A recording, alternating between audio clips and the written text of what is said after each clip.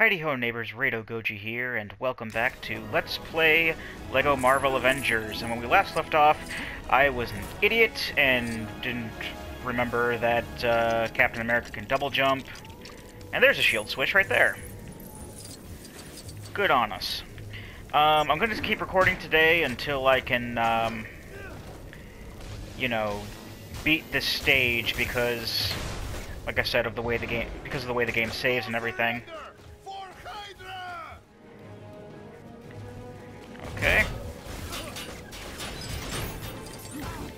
Let's take these guys out here.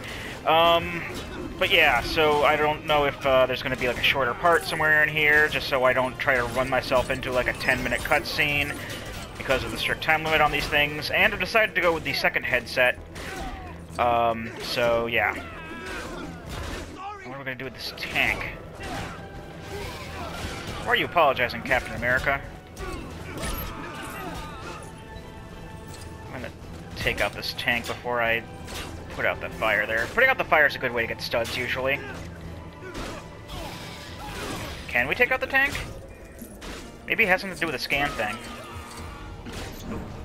Team up.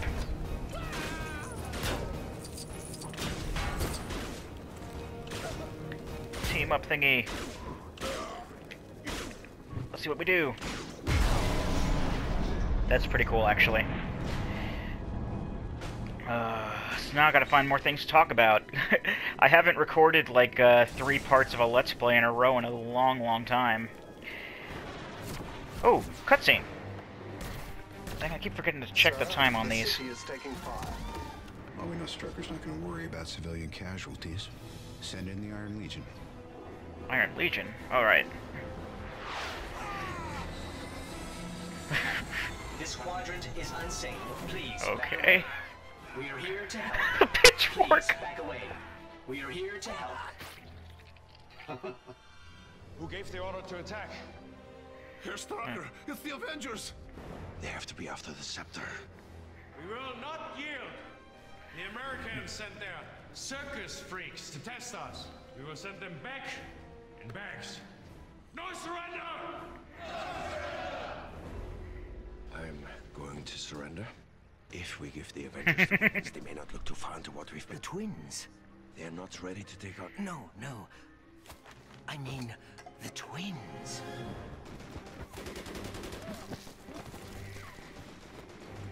It's a good thing we got into the cutscene earlier enough. You didn't see that coming? Quicksilver was better in Days of Future Past, by the way. He's a blur. Clint's hit pretty bad, guys. We're gonna need evac. I can get Bart into the jet. The sooner we're gone, the better. You and Stark secure the scepter. Copy that. I'm closing in.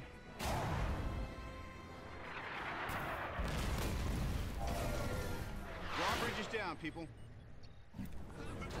Stark, do you copy? We're detecting a large number of airborne threats above the fortress. We'll need to get rid of them so Captain Rogers can find his way inside. Alright. Sorry if my talking is sparse here. Like I said, I'm trying to think of things to say, and I was also kind of paying attention to the cutscene. Like I said, it's been a while since I've seen the movie, so trying to remember what's... I mean, I don't really need to remember what's going on. I remember what's going on right now, but... Yeah, the 2 X-Men who aren't really X-Men in this are now here, and, well, technically they weren't X-Men to start with. They were in the Brotherhood of Evil Mutants, although in this they couldn't use the X-Men license. At least in the movie they couldn't use the X-Men license because Fox, I think, had the X-Men license. Still, even though Disney had taken over Marvel and had the movie rights to everything else, and X-Men is not in the continuity. I think they're in their own thing. I think the new Fantastic Four movie was supposed to be in that same continuity as well. Get hurt. I don't even really know what the X-Men continuity is like now, because they've retconned everything with all these movies. And some may say it's for the best, but I was actually in the small grouping that liked the other movies, kind of. I didn't hate X3. I'm not sure why, I just didn't hate it. But Quicksilver and Scarlet Witch in this are not mutants. They're like enhanced people who are like genetically enhanced by science rather than being mutants. So, yeah. And Quicksilver was in Days of Future Past and was pretty funny in my opinion. So yeah, let's see what we got going on here, because I could swear, because there's a counter up at the top of the screen there. Usually that means that you have to take out that many enemies, but I don't know if it's waves of enemies now? Let me try putting out these fires. Seeing if that affects it. No? Where's Iron Man? Oh, Iron Man's over here. Oh, it's a shooter section! Yep, shooter sections are things in these games sometimes. I'm just gonna get these studs here. Oh, I got a mini kit.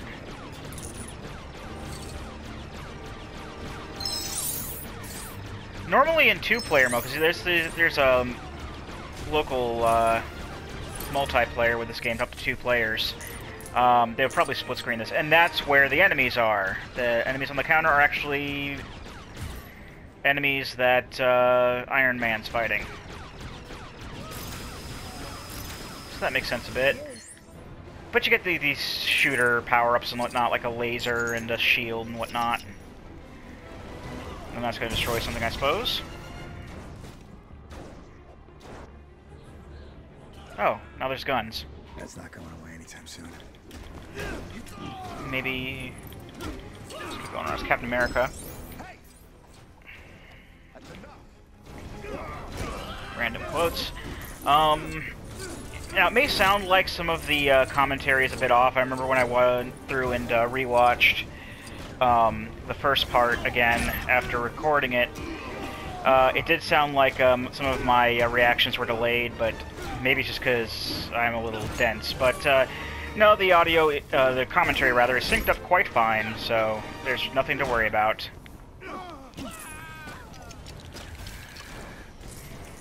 That's probably just kind of a gripe with myself, but... Ooh! Stan Lee's around here. Because they still have Stan Lee in peril, I assume. Probably could explain that, what I just did. Sometimes you'll build these kind of switches that have like a red flat piece on one end and a green flat piece on the other end. As you just saw, you push the, it's basically rotating switches, and you push them from the green side, and it'll usually activate something. In this case, it puts something into place that we can activate with this, and this will do something. Takes out a gun, I think. Did it take out that gun? It took out that gun. I didn't even know that gun was there. Fair enough.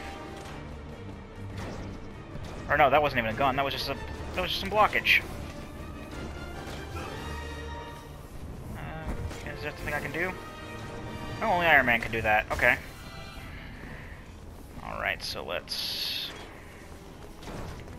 just forget these guys, because they're just going to infinitely respawn. That's another thing with LEGO games.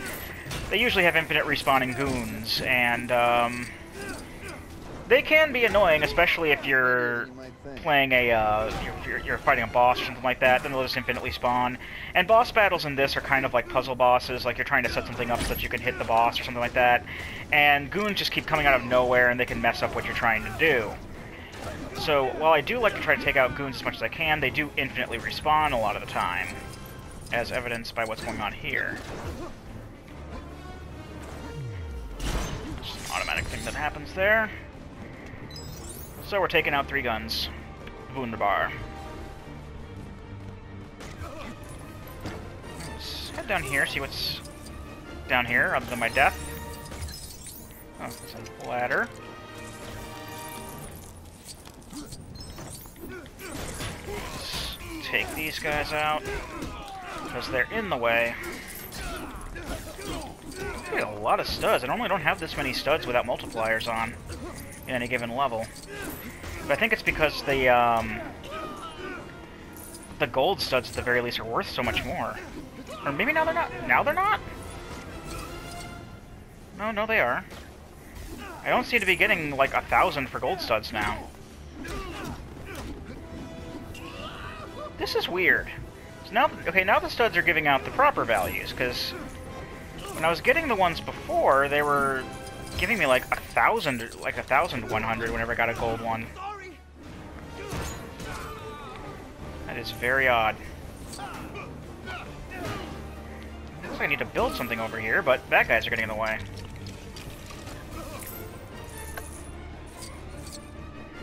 Alright. I'm gonna get over this, and then we're gonna cut the video. Because I'm running out of time here. Just hop across these pipes and things. And when we come back, more of this. I've been Rado Goji, and I'll be here next time. Join me, won't you?